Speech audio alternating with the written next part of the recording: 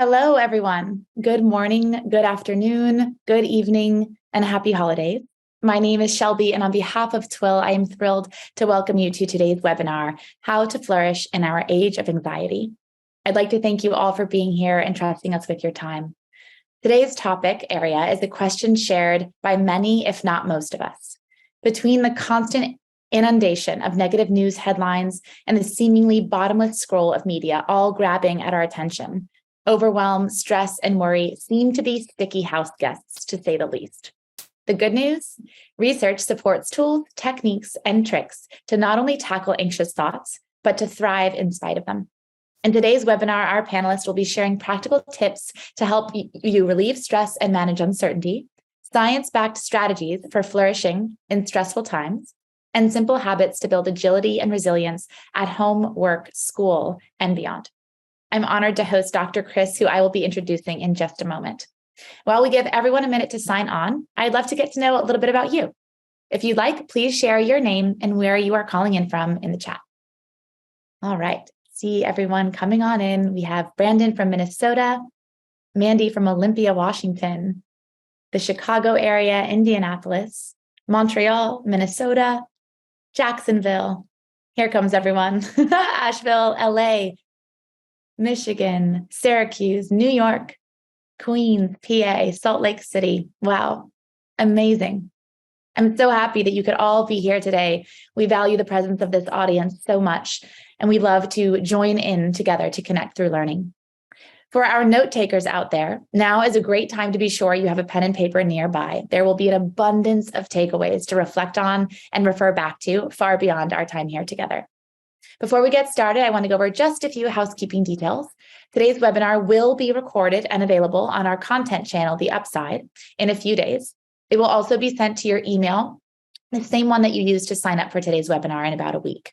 Please feel free to share it with anyone who couldn't be with us live today. We'll be opening it up for a Q&A at the end of today's presentation, so please stay tuned. So much richness usually comes from those times. Please write your questions in the Q&A function at the bottom of your screens. We'll try our very best to address as many as we have time for. And definitely utilize the upvote function.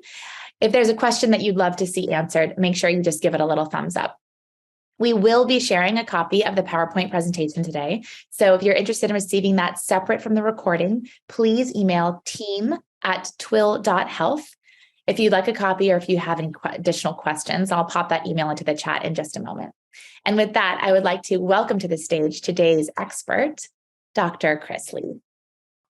Hello and welcome, everyone. Shelby, thank you so much for this lovely introduction. It's really great to see the chat, to see, all of you coming in at this moment in time to have this conversation with us. And I really just want to start by wholeheartedly welcoming each and every one of you, wherever you're situated. I'm right now broadcasting from Providence, Rhode Island, and I want to thank TWIL for all of the thought leadership in this space, to really help us stay and do well during very complex times. So as you know, today, flourishing, the idea of human flourishing is very common within the science of human resilience. And there's a lot of discussion around what can help us stay resilient and what can help us thrive, even within complexity. And as many of you know, they are now calling it the age of anxiety. So I'm really delighted to share my perspectives from the work I've done as a psychotherapist, as a human resilience researcher, in my teaching work and in my work with companies across the world, really looking at what can help us manage this level of erosiveness, this level of uncertainty. What does the science say can actually benefit us even when we feel so overwhelmed? So a wholehearted welcome to each and every one of you today. And I'm just so delighted as we all grapple with what's in front of us, how we can think together strategically about what can help us move forward. So with that, first, I want to share with you a quote. And I love Georgia O'Keeffe. I love her as an artist. She was such an incredible thinker. And this quote can really embody the spirit of our discussion today and help us frame it together. So as you can see here on the slide, it says, "I've been absolutely terrified every moment of my life. but I've never let it stop me from doing a single thing I've wanted to do. And you may know of Georgia's art, really just appreciate her art form. But one of the things that is described about her is how the risks she took and the way she lived her life as an artist, as a thinker, as a contributor to the world. She was willing to take, certain levels of risks. And so today, as we think about uncertainty and what it means to flourish, sometimes it can feel like we need to retract ourselves and become risk averse. Today, I want to share some windows from the science that can help us reimagine that. And so I really wanted to start because I think this is such a phenomenal framing for our work together today. So in that, I also want to share some guiding questions. So I think the classic question of the moment is it even possible to flourish during such uncertain times, during such anxious times, and within complexity? So that's one that we'll explore together. The second is, what are the habits and mindsets and behaviors that help us to stay and do well, given everything that's percolating?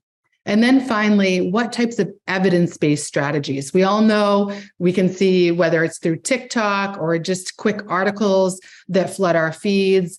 And as Shelby mentioned, the constant news cycle, there's a lot that comes at us that's erosive, that isn't necessarily beneficial. I think it's really interesting that toxic positivity is really being discussed in deeper ways. So today we're going to really look to the evidence of behavior change and of what we know from the science as to what can help us to flourish.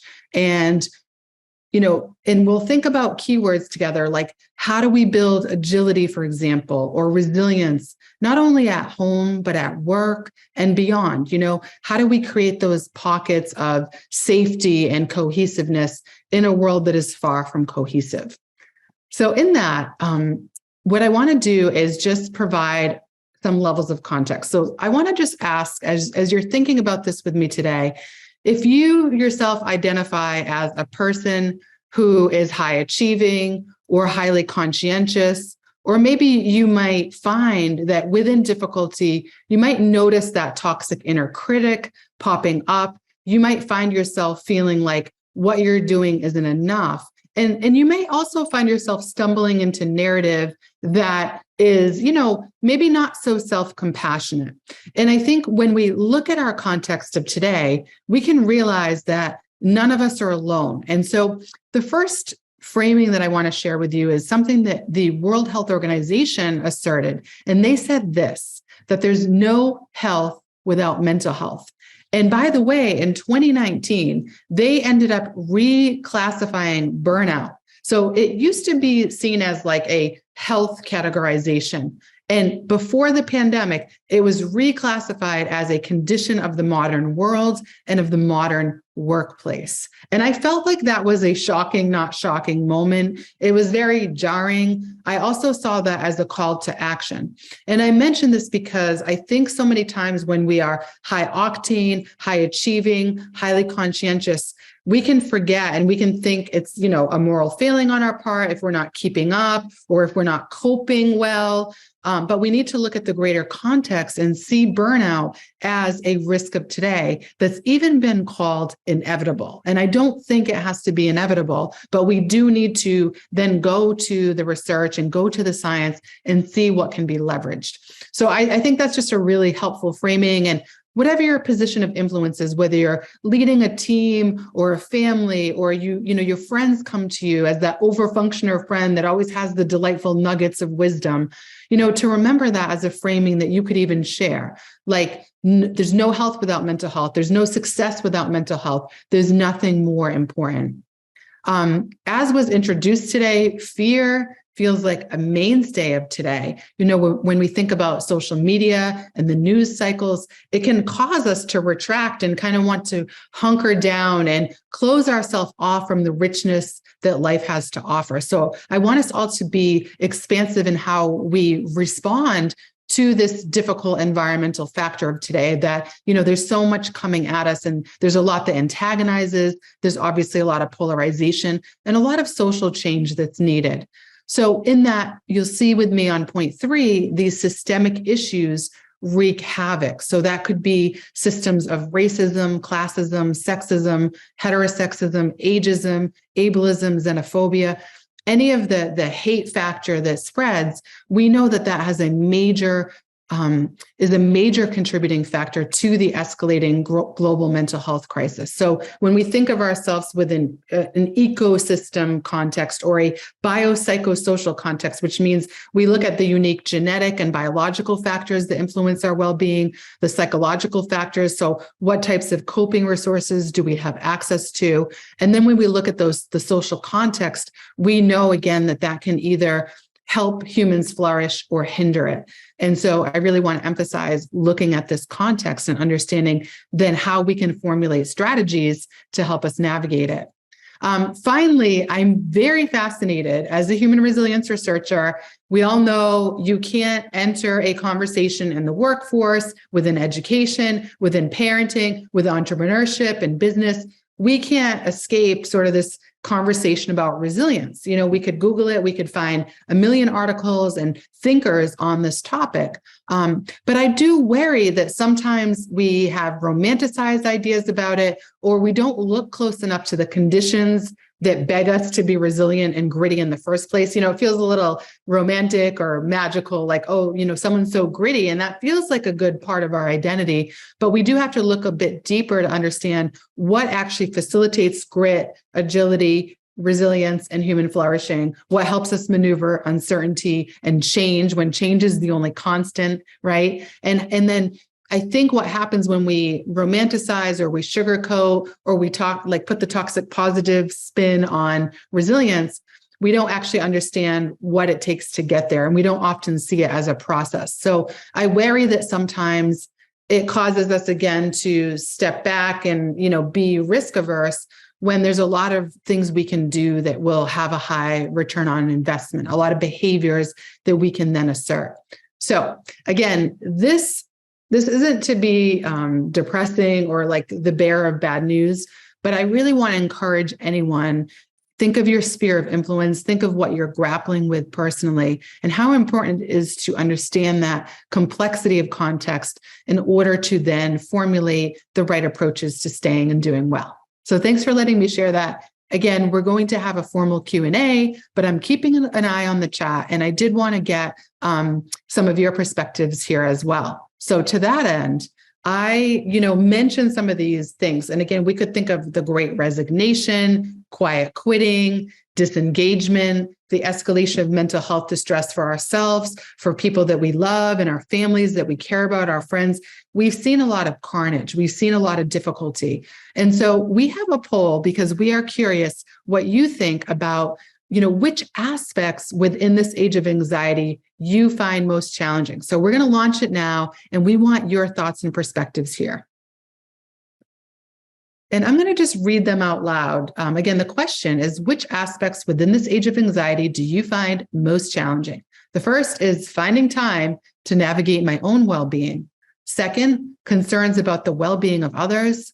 Third, concerning societal issues. Fourth, misinformation, infobesity, which is like just too much information and overload. And finally, motivational pressure, also known as toxic positivity, or an oversimplification of difficulties.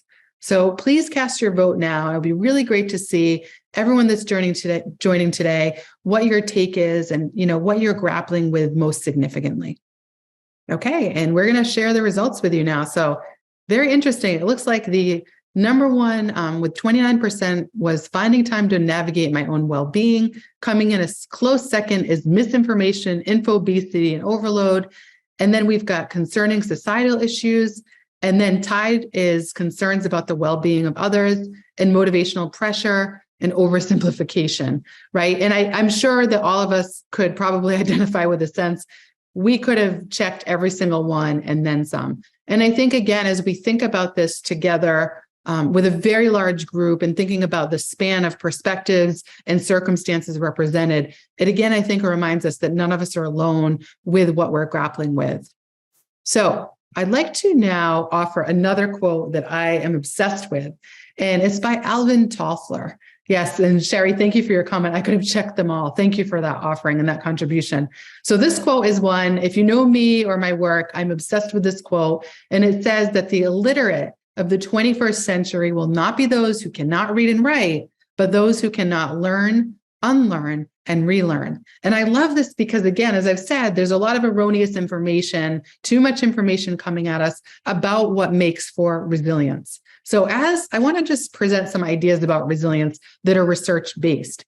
And I'm curious, when you hear that word, what do you think of? So I'm going to ask you just to pop, when you hear that word resilience, what have you come to identify with it? I'm going to just take a second, and I want to see your takes on resilience. Like, what are those keywords that instantly come to your mind? Ability to roll with the changes. Thank you, Barrett. Navigating difficulty, says Michelle. Strength, ability to bounce back. Bouncing back is a very common key word. Unshakable, says Lisa. Determination, says Tanya. Ruby says ability to change. Yes. Move on or just go over it, says Cindy Wright. Thank you so much for all these contributions. Remaining hopeful, adaptability, broad shoulders. These are all fantastic. And stoicism, right? There's so many ways in which we've come to conceptualize resilience. So keep putting them in. We'll come back and we'll circle back to more discussion. Sheila says flexing and adapting. I love it. Self-care, says Brumko. There's so much here to unpack. And I love it. And I think, again, I want to just share some key framings, some myths of resilience that we can bust, and some aspects of our own working definitions that we can leverage. So here are some myths first, okay? And I think this is a very common sentiment that people think about when they see resilience as a trait, and not what we now understand is that it's a behavior. So a lot of times we think resilience is linear, like, it's about solving problems and getting from A to B. As I mentioned before, we can romanticize it. We can talk about people that had this terrible setback and this amazing comeback, or a lot of times it's equated to, and it wouldn't surprise me if it's in the chat box, but pulling ourselves up by the bootstraps. And sometimes these framings, may be motivating, but I think that they can also emphasize too much around traits and not enough around behavior and the messiness of the process of endeavoring resilience. So in other words, getting to resilience is often a very messy process with a lot of massive redos. And it's not necessarily a matter of grit or sheer will or pulling ourselves up. It's more than that. Secondly, a lot of us, as I work with companies around the world, this is a sentiment that I've heard repeatedly throughout the pandemic, even prior. A lot of us who are doing the work of multiple people, really experiencing a great risk of burnout and overwhelm. These words can often surface, or a form of this, right? I don't feel resilient, so I must not be. And it might also be echoed by something like, what's wrong with me? Why can't I, why am I so stressed, et cetera? So just because we don't feel resilient doesn't mean that we are not, okay? We are resilient. We are wired for this adaptation. Many of you have put that as a keyword. We are wired for that. Our brains, we are wired for that adaptation. And again, there are certain behaviors and protective factors that we can leverage in order to really bring that to bear. Another piece, I saw one of you put self-care. And sometimes, again, buzzwords or like the commercialized version of self-care, the mani-pedis, the chocolate cake, the salt baths, treat yourself, right? I feel like a lot of that self-care that could be very pleasant isn't necessarily scientifically backed. And so we want to look beyond the superficial self-care and see it in a broader light. Also, I hear lots of folks who are, again, in roles where they have influence and care for others. So again, it could be a leadership role, a familial role, and you feel guilty, like you don't want to let your team down, or you don't want to, have to take a mental health day, for example, or cry uncle when it's hard for you. And you're so used to giving help.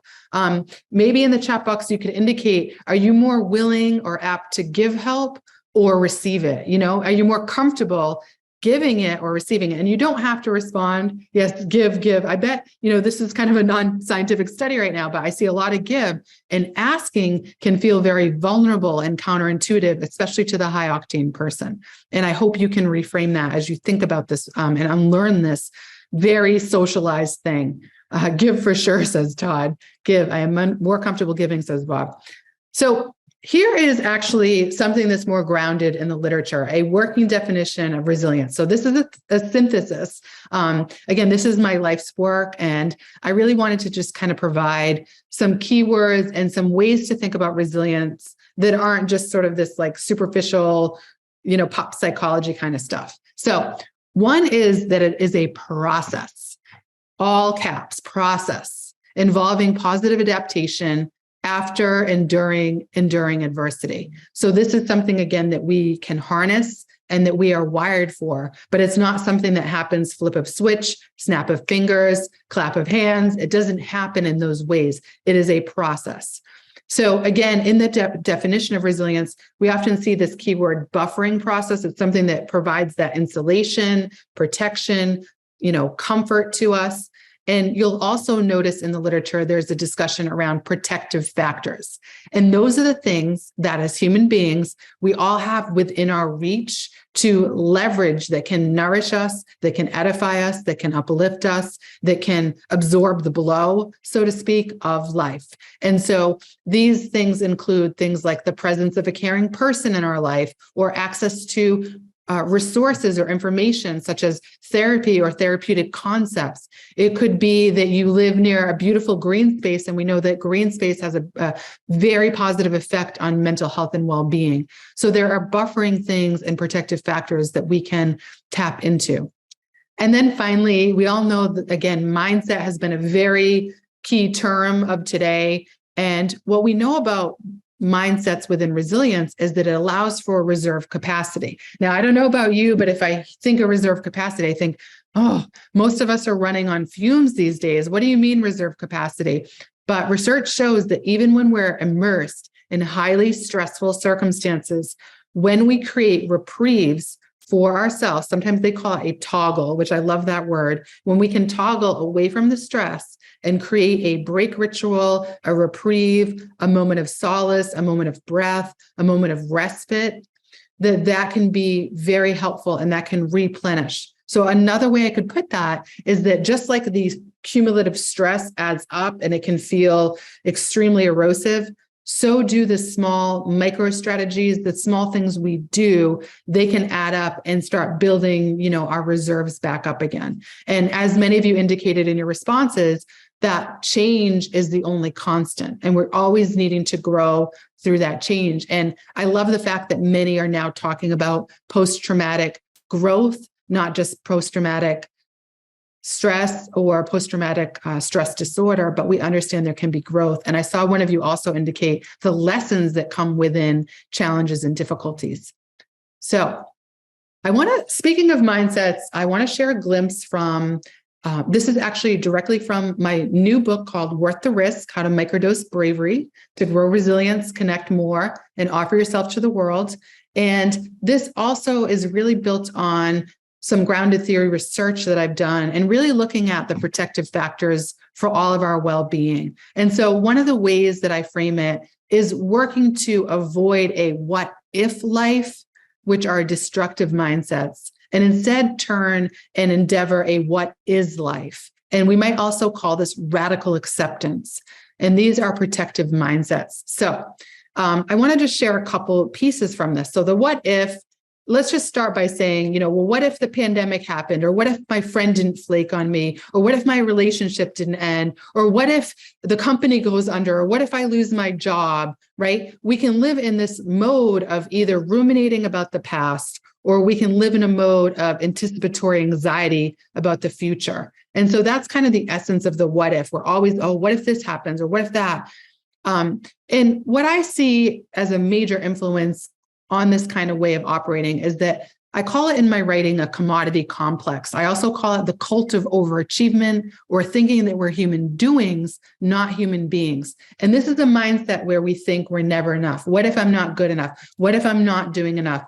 And with all the leaders and those who are in service right now to the world, so many people are saying, I feel like what I'm doing isn't enough. So that's part of that what if way of seeing life.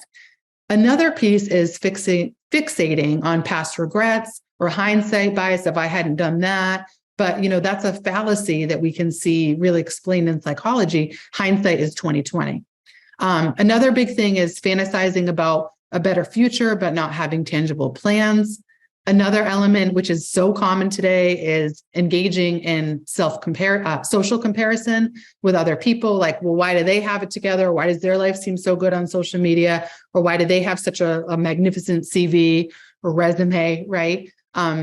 And the other main thing that this can induce in us is a myopic way of seeing ourselves. And I call this in my work brilliance blind spots. So Shelby wasn't joking when she said, had your notebook, because I'm trying to pack in a lot and share a lot with you. But this is a real trapping of the what ifing ourselves. What if we're not enough is not seeing our strengths, our inherent value, our worth, our beauty, our capacity for growth, our capacity for change. And this is also very connected to imposter syndrome, that feeling like that gnawing, haunting feeling we're not enough, someone's going to find us out, we don't deserve our spot, we're not good enough. And this can cause a lot of stagnation and, bystandership, like for ourselves, like we just can get stuck when we live in this space. So on the converse, when we move to trying to embody a what is life, again, this is radical acceptance. So we're refusing to base our identity and worth on these socially constructed ideals. Like if you think about across the world that burnout is wreaking havoc, that's problematic. And we don't necessarily have to say, well, okay, if I have this many followers on LinkedIn and I have these letters after my name or this much money in the bank or these red bottom shoes or the Tesla, like that's going to equal success, because research actually shows that those metrics of so-called success, those dreams can oftentimes become nightmares. Another piece, another like fun psychology construct is asserting psychological agency. So this means that we take initiative and we leverage our locus of control. So that's almost like a spinoff on the Serenity Prayer, focusing on what you can change, because right now there's so many things that are beyond our control, and that can leave us in a hopeless state. Another feature of this level of engagement in life is that we expect disorienting moments to happen. We know it's inherently human when we make mistakes, when we struggle. I do a lot in the mental health space, so I often say human condition, not just stigmatized mental health condition, and looking at ourselves in a broader way. This allows us to take strategic microdoses of risk. So it might be putting ourselves out there, i.e., like we talked about, asking for help when we need it. We tolerate that discomfort, and then we integrate those discoveries as we move forward. So just sometimes asking for support or speaking up, advocating for ourselves, saying this would mean a lot to me. These things can all really help. Another major facet of this is practicing mindfulness, being curious, openness to discovery and the learning process, that unlearning and relearning and repeat, right? So when we do this, it allows us to leverage the power of community, which, by the way, is one of the most important and most cited factors towards resilience and mitigating uncertainty. And this allows us then, when we have peer support, I feel like sometimes people think peer support is reserved for adolescents. When we have peer support across the lifespan, people we can be our full selves with, we can let our hair down, we can talk about the duality of our narratives. On one hand, we're doing well. On the other hand, we're really struggling. Both are true. They're all true, right? And when we do that, we can then work together towards active contribution in the world rather than self-scrutiny. And then finally, human reverence and accountability are essential. So when we adopt these mindsets, we can be better equipped for social change and really revering the beauty of our human spirit and of who we are, shared humanity. So I know that was a lot. That was several years of research. If any of you've ever seen the Harry Potter, all the 7 books in 90 minutes, it might be a little bit like that. But I really wanted you to get some substance here and some protein, to nourish you versus that sugary pop psychology that is ever so present in our world. So in that, I'm just going to, like, in a different way, share a couple of micro strategies with you that can help us flourish. Okay. In the science of human flourishing, we have a lot of evidence that shows us the specific things that we can take agency around and assert. So the first, and this is something we see a lot of as well, setting boundaries and making our mental health a priority. Remembering you are not a human doing, you are a human being. You're not a robot, you're not a machine, you're not meant to sprint through a marathon. think long game, right? And then I really want to emphasize today practicing lifestyle medicine, which is just a fancy way of saying paying attention to our sleep, hydration, nutrition, exercise, movement, time in green space, time in nature, time with friends, people that uplift us, that cheer us on. All those things are protective factors for our well-being. And when we look at the science of behavior change, the reason I like micro strategies, if we took this as an example, if you're like, sleep is problematic for me. So you don't need to then go from getting 4 hours to 8 or in one night, but could you tap into a 15-minute change and work and chip away at that? So that's an example of a micro strategy, is taking the thing you want to change and then enacting a very tiny strategy and getting momentum with that. So the second is practicing mindfulness. Now, I feel like mindfulness is kind of the new kale. There's a lot of discussion, just like resilience. There's apps even, which I think is kind of a little bit ironic, right? But the coloring books, I think it was an $8 billion business over the last few years. And a lot of times it can become popularized, but mindfulness is about that radical acceptance and focusing on what is within our locus of control, right? And it's helping us to then reduce unhelpful mental chatter, for example. So that whole stew of anticipation or regret or worry that occupies our mind's eye continually can be very harmful and erosive. So what research shows is mindfulness, the ability to stay in the now, to have that non-judgmental stance of ourselves and one another, and to also do things like practicing awe. So I'm kind of obsessed with sunsets, or I love cities, to actually look at it as if it were the first time you were viewing it. Research shows that can be helpful. And then documenting the things we're grateful for and having gratitude for what is. The other thing I wanted to share here is not to stigmatize leisure as laziness. Somehow we have these cultural ideas around, that it's I had an unproductive day or a lazy day, and we punish ourselves for that. But what research shows, again, is these respites that we build really create important air pockets for us to breathe and regenerate ourselves. Number 3 is seeking solidarity. And this is about seeking community and practicing accountability and standing up for one another and moving from me to we, and that's what the what if versus the what is, right? Is moving to community and to perspective. So when we seek community for accountability around the behavior change that we want to institute, or in our ecosystems at work and beyond, or in society, we need to have that togetherness in order to accomplish that. I also really want to emphasize today that no one is alone. I think that the biggest lie that anxiety, depression, distress, mental health issues, our circumstances, the biggest lie that it can tell us is that we're the only ones. I want to encourage for you, especially anyone out there that is leading teams and that, in any of your spheres of influence, you don't have to have a formal title.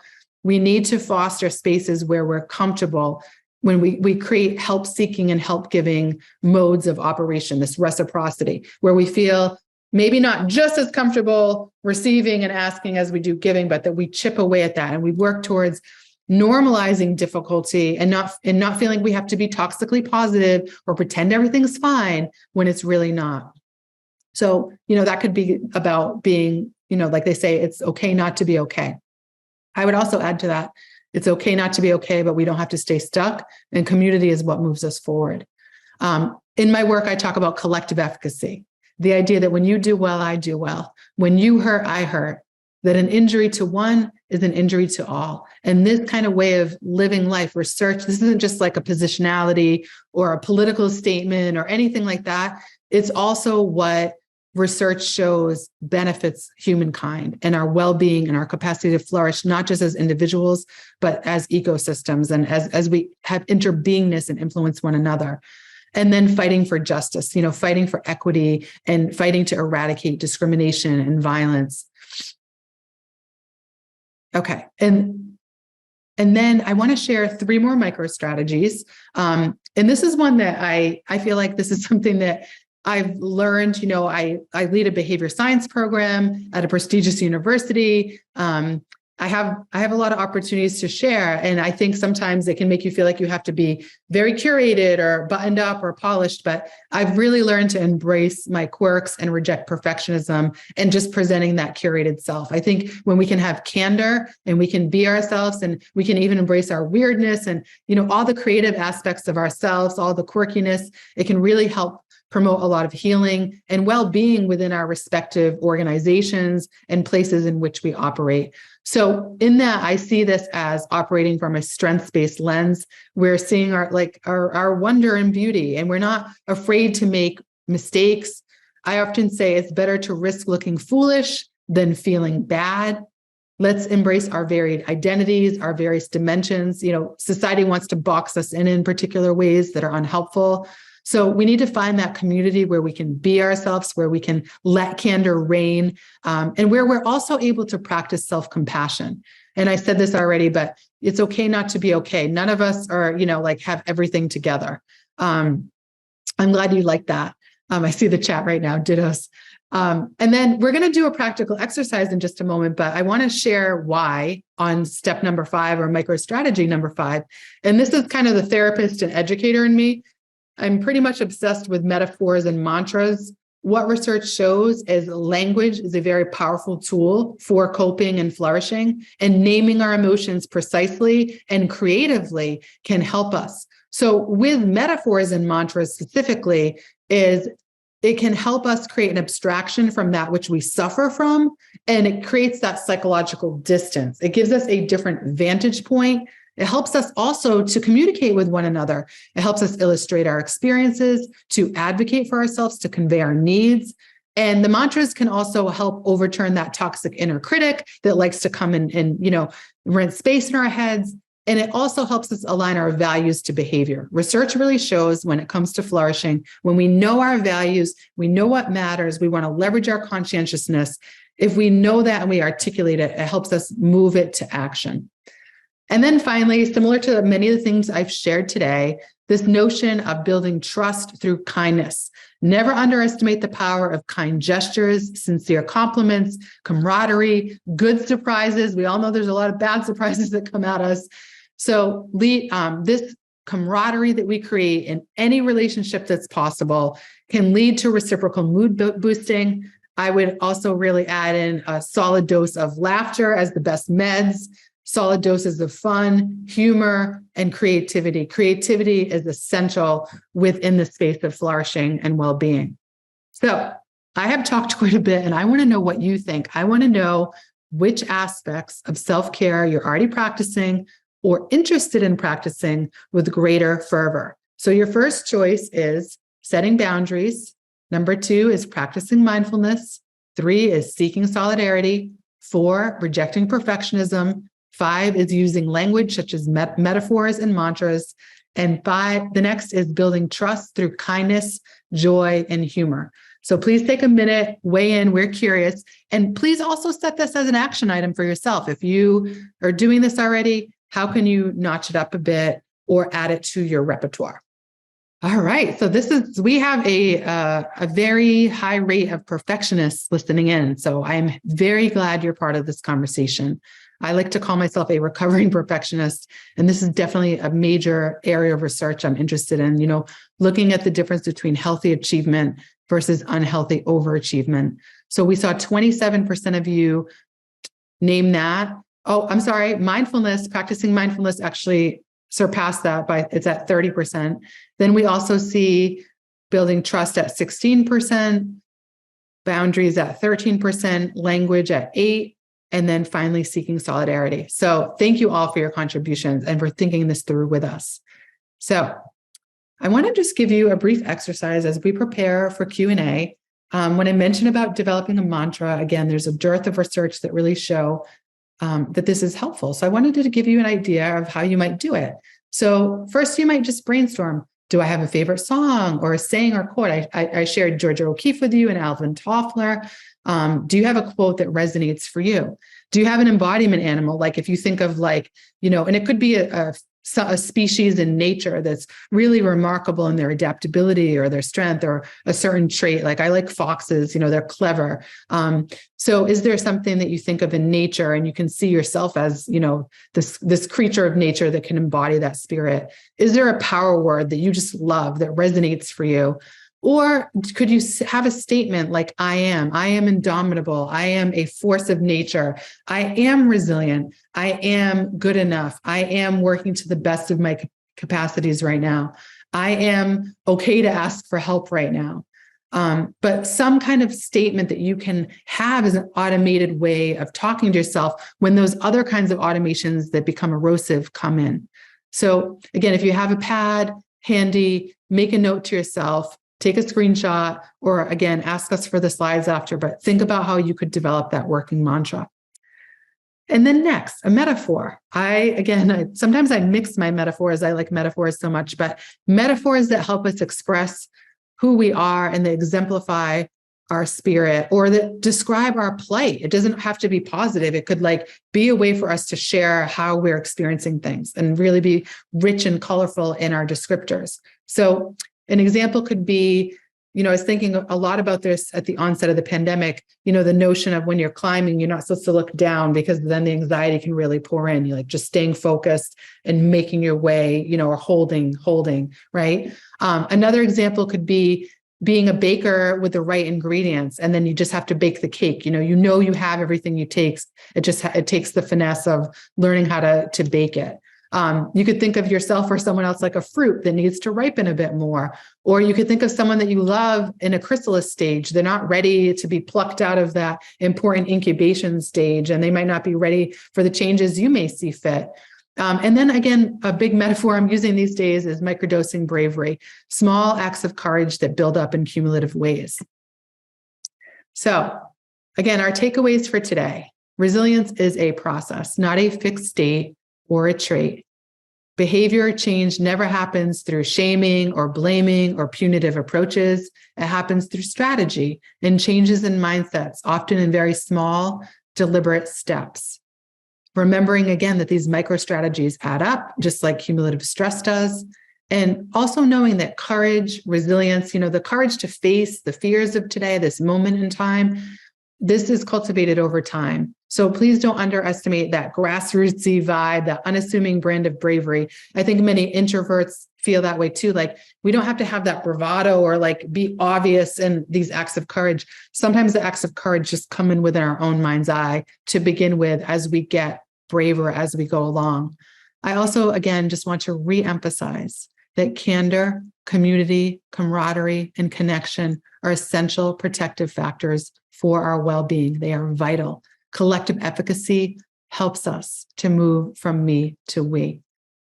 I also just want to say, this is a quote from Worth the Risk. You are not here to live a what-if life. You are not here to marinate in trauma and fear and shame and regret and doubt and horror and hatred and polarization. We're here to live a what-is life, to move ourselves forward, not just for sake of our own personal benefit, but for the growth and the well-being of all. So in that, I want to share my website here, kristenlee.com. You can find me at The Real Dr. Kris on Instagram, on Twitter. I also have some comedy mental health features on TikTok as well, but you can go to my website to find all of that and learn more about my writing and my work with companies around the world. I also would be remiss not to mention, again, this is not a substitute for medical advice. This is not an oversimplification or overgeneralization. Many of us are grappling with very severe circumstances. So I want to offer the crisis text line. There's a National Suicide Prevention Lifeline, and there are many phenomenal nonprofits. Acoma Project, for example, focuses on BIPOC mental health access. Trevor Project focuses specifically on LGBTQ access. And the National Alliance on Mental Illness is an amazing organization with a great deal of peer support. If you're in a place with your company that you have EAP benefits, I encourage you to tap into them. And then finally, you can find me on Psychology Today under a column called Rethink Your Way to the Good Life. There are a lot of resources there that I would encourage you to share. So with that, I'm going to now open it up to our final questions and discussion for today. And again, I just want to wholeheartedly thank you. I know virtual fatigue can be a thing, and there's a lot of ground covered. And so I can't wait to unpack the rest with you. And I see the heart emojis. That makes me smile. Thank you so much. Okay. I have stopped sharing. Wow, what an abundance of rich knowledge. So applicable. Thank you. I'm flabbergasted. We have some great questions coming in, and we have a lovely amount of time to address them as well. So I'm going to kick it off. This is an anonymous attendee who asks, how can someone who does not have friends have a sense of community and solidarity? Are there other ways? I saw a few other comments coming in around loneliness and feeling isolated in your experience. So maybe speak a bit to that. Well, first and foremost, I'm sorry that you're experiencing this loneliness. And I just want to reemphasize that you're not alone. In fact, unfortunately, many of you are probably quite aware that loneliness was called the new smoking as a health risk of today. We're just seeing so many factors contribute to loneliness. And it can be, I think, a very classic example of microdosing bravery. It can feel, I know when we feel loneliness, we feel so ostracized and so embarrassed sometimes, like, why am I alone? Or even sometimes we can be around a lot of people and still feel lonely because we don't feel truly seen or heard or revered or represented. And that can make us feel very othered as well. I would encourage a risk that would be worth taking in my mind is starting to look for affinity groups. So let's say, for example, you enjoy reading. It could be a book club, or you have a particular interest in social change, or you have, a creative pursuit, like a performing arts thing, or anything that you feel drawn to that you find allows you to be in flow, that edifies you. See if you can find people that have those shared interests. I think that could be a start. And I know, there's a lot online, like meetup groups and things, but I think that's a risk worth taking, is seeing what kind of affinity groups you can tap into. But I think, again, it's a contextualized thing. If you feel lonely, you're not the only one. It's a major issue of today. And there's no shame or stigma, but if you can just start, and maybe you have someone you lost touch with. That's another good one, is like the embarrassment of like, oh my gosh, I haven't talked to them for 2 years, but they were such a good friend. That could be a way, just tapping into who already have you maybe lost a bit of touch with. And it's very common with the pandemic. So I think now is a good time to take that kind of risk, because a lot of us, I think there'd be like more understanding over that than maybe there would if that circumstance weren't there. I hope that's helpful. Wonderful. It's wonderful. I have another question coming in, and I'm going to expound on it as well. So the question comes from Michelle, who asks, can you give some examples of self-care that are more effective than things like mani-pedis and salt baths? And I'm just going to add to that. You've mentioned a couple of times this idea of microdosing bravery, which I know comes from a book you've written. I have read it, and it really actually really reframed some significant perspectives for me. So if you could just as well add maybe one or two examples of what microdosing bravery might look like, I think it would apply to this question. Fantastic. I'm happy to do that. And I think I will go on the record and say, I'm not condemning mani-pedis or salt baths or chocolate cake. However, again, and those things can have great delight and they have their place and purpose in our lives. But I think the science of self-care really reveals this lifestyle medicine element, the real importance of those as critical anchors for our well-being. As I said, things like sleep and nutrition and hydration and movement. I would also say that, knowing like the timing of it. So I think sometimes we think we would have to go on like a 2-week Zen retreat in order to recalibrate with all the stress at hand. But science really shows those small bits of meditation or movement or reprieves can make a difference. So the science really shows that, practicing them regularly, even in smaller bits, can really add up. And then from a microdosing bravery standpoint, I could give you an example of just harnessing creative juice in our lives and momentum. Is, I teach on very serious, heavy human topics, the intersections of mental health and social equity. And I've always been obsessed with performance and with comedy. And so I was worried at first, like when I started to do comedy, that people would take me less seriously. And then I just realized how much it was a catalyst for healing and for community. And that was for me an example of like, first getting the training in comedy, adding more humor into the talks that I'm doing, because every company is like, come and do a talk and we want all the science, but like make it fun too. So I kind of flipped my model. And that for me was an example of a way I did that over time to get comfortable and not worry people would like not take me seriously anymore if I allowed that other side of myself to be, really more forward. I would also give an example. Again, I'll come back to asking for help. It doesn't mean you have to broadcast your struggles to the whole world on social media, but is there that one person that you feel you have a strong enough rapport or trust with that you could let your guard down with and discuss and ideate possibilities for your life? Or maybe you're a person that's thought, oh, I would never do therapy. And you have that kind of 1950s view of therapy, like that stays very pervasively entrenched, that like we feel like something's wrong or broken with us. So what if you could take a dose of bravery and reimagine what you think about therapy and maybe consider talking to someone? Because back to the loneliness question, sometimes just having that confidential, trusted, caring person where we can color in the details of what we're experiencing and get feedback, that could really be a catalyst for healing and growth as well. So I think the main thing is giving ourselves permission to practice self-care, not feeling guilty, not feeling bad or stressed that we're stressed, knowing, again, this is our human condition. It's our shared humanity. And what little things can we do to start tapping into the many forms of help that are within our reach? Mm-hmm. Wonderful. That was very tangential. Wonderful. Okay, we have another question. So Anonymous asks, we seem to live in a world that celebrates, almost fetishizes the idea of grit and grind and hustle. Yes. What is the difference between that approach and mustering up resilience or having stores of resilience? We seem to conflate them. Oh, I love that. It's such a poignant and powerful question. So thank you for submitting that. I think, again, we have a real issue with this romanticization of grit and resilience and toxic positivity and motivational pressure. And it's just not telling the full truth of our human experience. That on one hand, it's very fraught and that we're dealing with enormity. But on the other hand, again, when we understand resilience as a process of adaptation over time, and one that relies so heavily on protective factors and on actions, mindsets, behaviors, things that we take control around and initiative around, that's how we can move to a place of healing. So again, resilience is not perfectionism, for example. Resilience is not curation of ourselves. Resilience isn't, being stoic or the high IQ person in the room or the one that always has like the perfectly crafted answers. It's much more messy.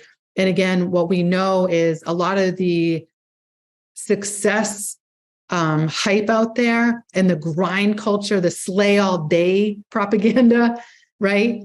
Is if we look to the science of human flourishing, it's actually disrupting our well-being. It is a manufactured lie that a lot of people, I don't want to sound conspiratorial, but I will say a lot of people can benefit from our fears, and we can, lose sight again of what is truly our value set.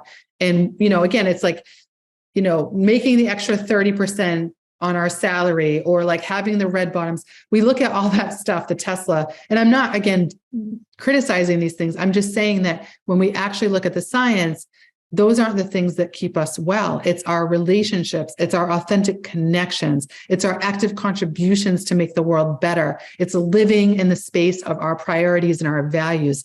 It's sustaining ourselves. Like if we're too sick to enjoy the fruits of our labor, what's the point? And I think, again, for any of us who have ecosystem influence, which is just my way of saying, like, wherever you're participating in community, at work, home, beyond, how can you show up in a way that exemplifies your values and talks back to this? Like, and I think people think, okay, do we strive for rigor and excellence and really hitting our objectives, or are we touchy-feely and kumbaya? And do we just think, go be very zen? It's not an either or proposition. We just need to integrate it into the lifeblood of our cultures in which we operate. So we understand we can ask for help, we can receive it. That's normalized. It's normalized to take breaks. It's normalized to allow those reprieves that science shows we benefit immensely from. Absolutely. Absolutely. I think we have time for about one more question. So this also comes in from Anonymous, asking, can you speak a bit more to the difference between toxic positivity and cautious optimism? How can you believe yourself and stay hopeful when all feels lost?